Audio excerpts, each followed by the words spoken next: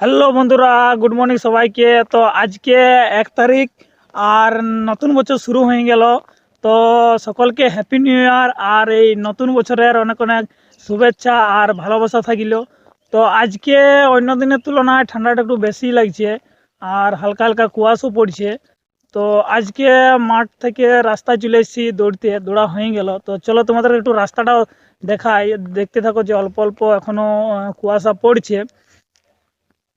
এই দেখো, এইখানে কিন্তু অল্প অল্প এখনো কুয়াশা পড়ছেই।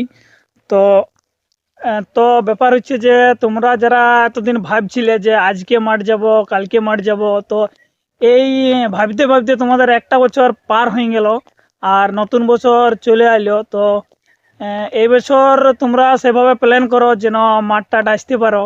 আর যদি সেই আগের মতনই ভাবতে থাকো তো একটা কেনে অনেকগুলা বছর পার হয়ে যাবে। আর ঠান্ডা তো লাগছেই, তো ঠান্ডা লাগবে কি, ঠান্ডার দিন। তো ঠিক আছে বন্ধুরা, টাটা, দেখা হবে এক পরবর্তী ভিডিওতে।